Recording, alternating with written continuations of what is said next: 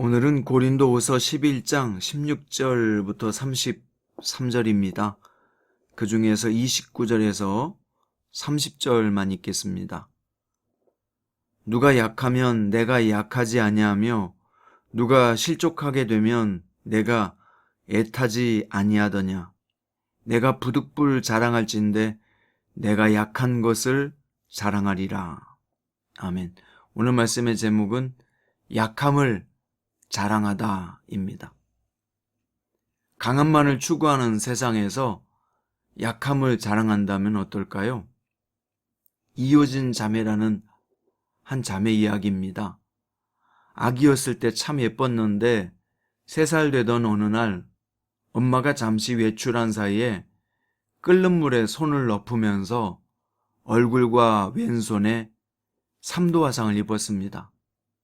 그 이후로 파충류, 괴물 같다는 놀림을 받으며 자랐고 언제나 사람들 눈에 띄지 않으려고 고개를 숙이고 최대한 얼굴을 가리고 다녔습니다.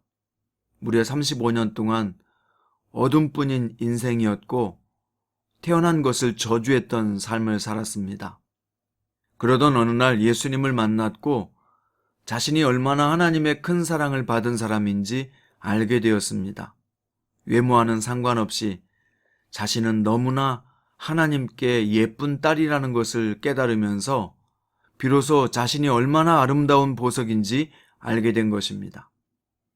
그녀는 만약 다시 태어나도 화상을 입지 않고 예수님을 모르고 사는 것보다 화상을 입어도 예수님을 믿는 삶이 주어진다면 후자를 택할 것이라고 당당하게 말합니다.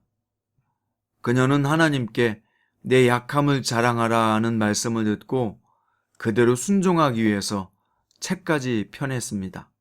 이 상처 입은 얼굴이라도 주님의 증인이 될 수 있다면 부끄러워하지 않고 사마리아와 땅끝까지 당당하게 나갈 것이라고 말합니다. 그녀는 자신을 하나님 나라 미스 헤븐이라고 소개하며 인테리어 회사 CEO로, 대학 강사로, HTM 사역자로 1인 3역으로 활동하고 있습니다.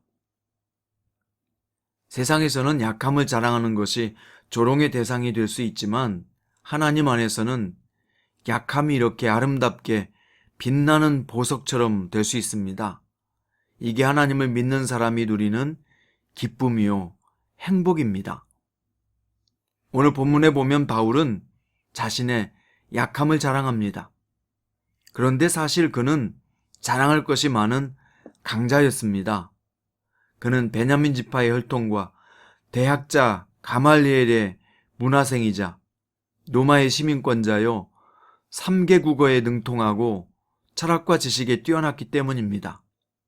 그는 당대 사람들이 부러워할 만한 조건들을 다 가지고 있었습니다.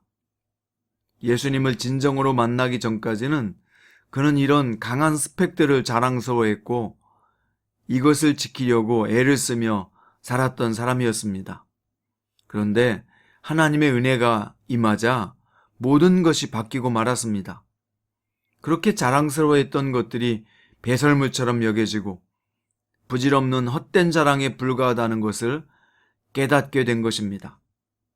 오히려 바울은 예수님 때문에 당했던 투옥의 경험, 매맞은 일, 수많은 위험, 잠도 못 자고 먹지도 못했던 고통의 경험들을 자랑스러워하게 되었습니다. 진정한 가치에 대한 관점이 바뀌었기 때문이죠. 자신의 약함을 통해 주님의 강함이 드러나고 자신의 부족함을 통해 주님의 완전함이 부각될 수 있다면 얼마든지 자신의 약함을 자랑할 수 있게 된 것입니다. 우리 그리스도인들은 자신을 높이며 드러낼수록 많은 문제를 만들게 됩니다. 우선은 주님과의 관계가 깨지게 되고 소속된 공동체를 분열시키며 사람들을 시험 들게 하고 넘어지게 만들 것입니다. 예수님은 낮아지심으로 이 땅에 오셨고 제자들의 발을 씻기면서 낮음의 진수를 보여주셨습니다. 왜 그렇게 하셨을까요? 낮아짐은 교회의 본질이요, 그리스도인의 자세가 되어야 되기 때문이죠.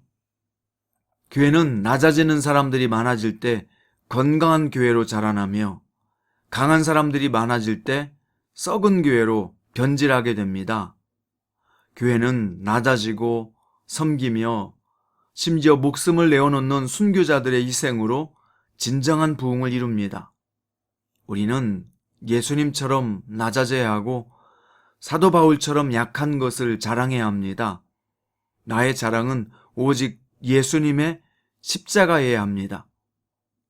인간은 높은 곳을 지향하는 본성이 있잖아요. 하지만 낮은 곳으로 내려가려면 그 본성을 거슬러야 합니다. 그러나 날마다 예수님의 마음을 가지고 살고자 한다면 성령께서 당신을 도우셔서 우리도 낮아짐을 자랑하고 약함을 자랑할 수 있습니다.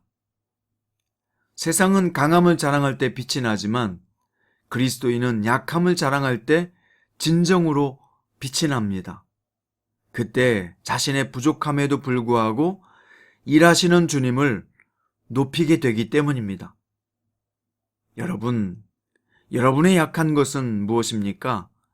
그 약점 때문에 기도하고 그 약점으로 인해서 강한 주님을 의지하게 되고 그 약점으로 인해서 자신이 아닌 주님을 믿는 신실한 성도가 되기를 바랍니다.